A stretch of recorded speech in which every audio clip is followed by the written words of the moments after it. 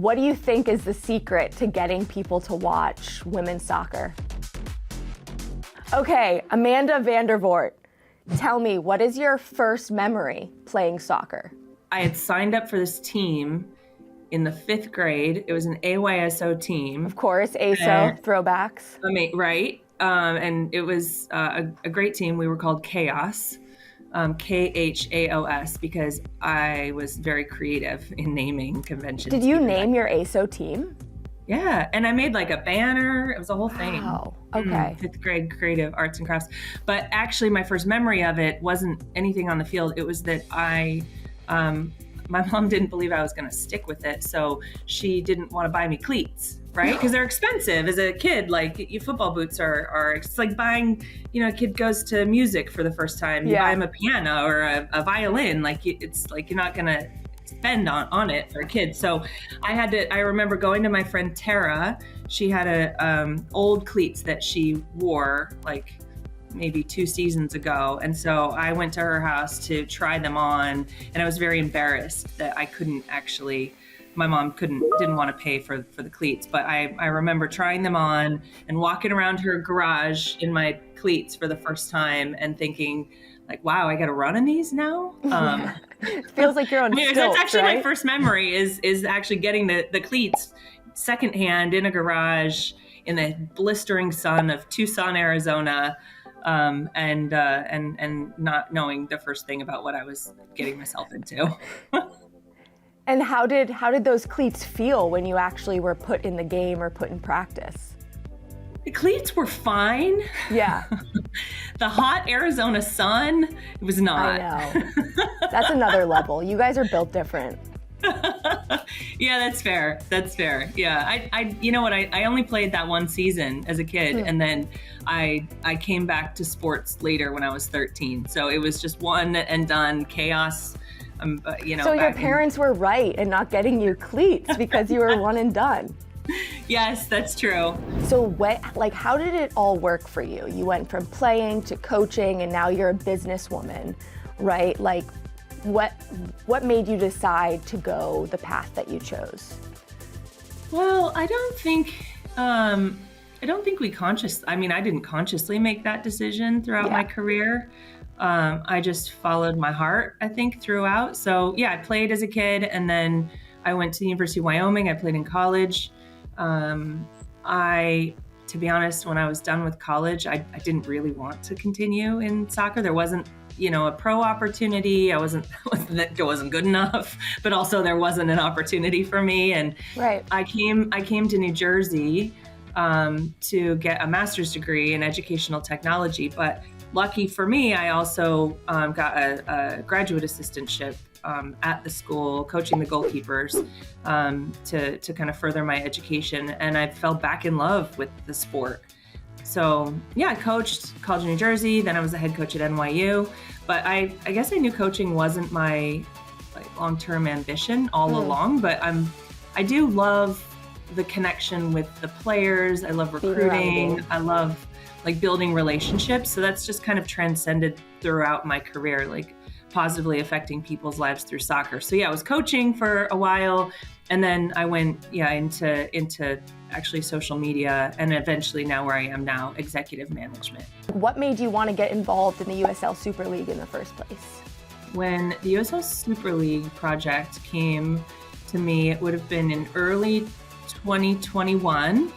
And the USL had ambitions of having professional women's soccer for as long as the USL has existed. But yeah. I think when we started really digging into what it would look like, how to really bring this to life in an effective way, a new way, bring innovations into the game, I got really excited about it. And the opportunity to build a professional soccer league from the ground up was something that I relished the opportunity, and I feel very, very lucky to be in the position I am to do so. So for those that, just see this come to life and obviously love watching the games, what behind the scenes did the journey look like for you, just growing the USL Super League into what I believe is the fastest growing professional women's league. You know what? I don't know if you can see the jerseys behind me. I feel like this is the love behind the the jersey scenes collection. Yeah. I've got the inaugural captain. The captain, it was the player who was the captain in their inaugural game for each of the teams. But what I have on each of these is the photo from when I actually got the jersey signed by each of the players. Aww. And that for me is like kind of it's a demonstration of what happens behind the scenes, that relationship that goes on between the league and the clubs and the players, and really listening to them and understanding what's important to the players in this league. And then from my executive management position, you know, how do we deliver that to make sure that their experience is the best that it possibly can be? And you do have experience like building up fan bases from the WPS, and now what do you think is the secret to getting people to watch women's soccer?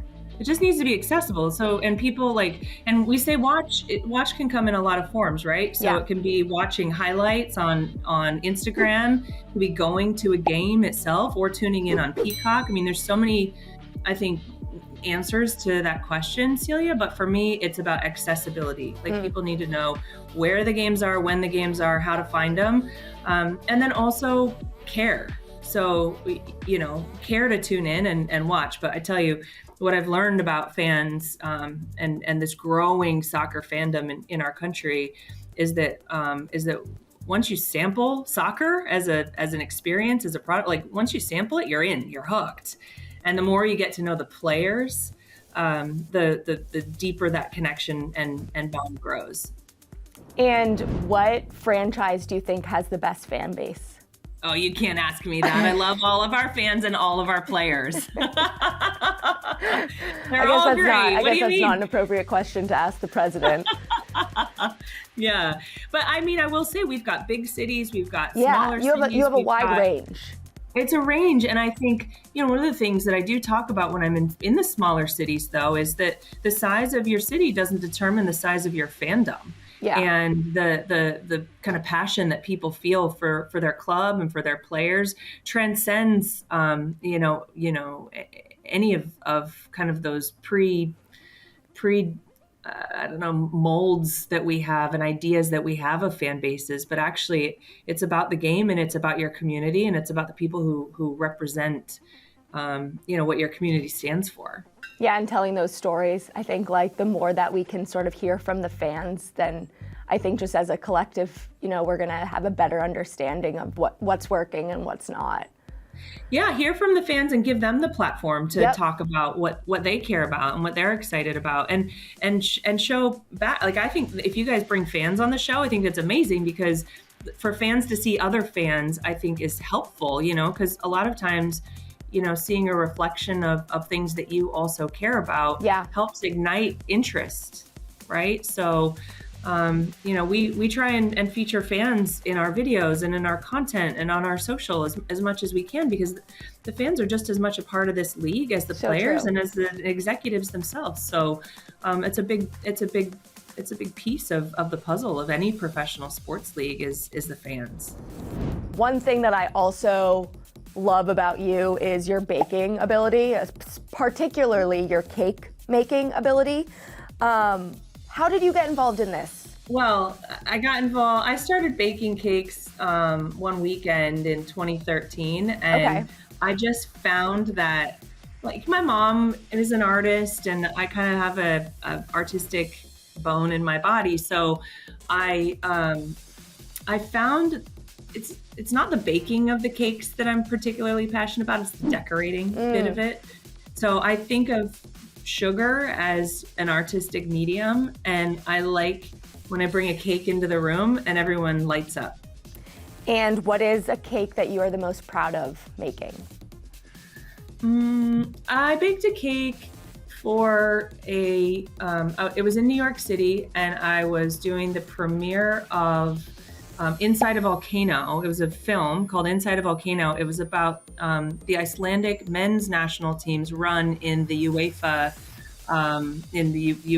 Euros in like 2000 and I don't know, maybe 13 or something. So you remember when they started the big Icelandic clap all through? Do you remember that those initial days of the Iceland national team kind of rising to prominence. Anyway, so they did a documentary. And there's a soccer film festival called Kicking and Screening, run by a friend of mine, Greg Lawless, and he hosted, the premiere of the movie and asked me to make a cake. So it was pretty early in my cake baking days, but what I ended up doing was a 3-tier cake that when you cut into it, it was like the flag of Iceland, like the red and the white and the blue, like kind of cross when you cut into it. And I had created like a steam pipe up the middle, and I put dry ice in it. So the cake like looked like a volcano, like it was smoking. And I learned this cake I used to learn to make isomalt icicles, which isomalt is like, it's just like hard sugar really, but it's kind of like easier to work with. You melt it to a certain temperature and then you can turn it into whatever you want. And so I made isomalt. I must have made 300 icicles that I put all around this cake, and I called it, and it was a volcano, an ice volcano that I brought to the premiere of the movie called Inside a Volcano, and I served it after the premiere. It was super cool. How do you even top that? I feel like that would just be a one and done situation. I mean, I haven't been invited to do another premiere for movies since, but if there was, I'm sure. You know how you top it? Listen, I have this dream of, and I almost went into business doing this before I moved to Europe, kind of like between my job at MLS and my job at FIFPro. I wanted to launch a business, Vandy Cakes, where I did celebration cakes in locker rooms. So I think every championship deserves a celebration cake in the locker room. I know, like if you have the goggles, you have the Bud Light, you need a cake. You need a cake. Yes, the champagne, all the, and there's already plastic everywhere. So if people choose to get, funny with it, like let them have a good time. I also think you can put a sponsor logo on it, and 100%. It's great social content. You can get marketing involved so quick. So if there was one way to top, Inside a Volcano cake, I think it's going to be a championship celebration for a soccer team. And the staff brought it up the other day. Like, are you going to do it for the USL Super League final? I don't know if I'm going to have time because I'm going to be doing your podcast, but if possible, that would differentiate the USL Super League in so many ways. Like, just think about all the iconic photos of the cake, like players just getting a cake when they win. Yeah, I'm sorry, that's better than a trophy. I don't think it's better than a trophy, but maybe I just am wanting cake right now. I don't know. I'm Amanda Vandervort. I'm the president of the USL Super League. Catch me on Indivisa and follow the USL Super League on all your social networks. And thanks for having me on.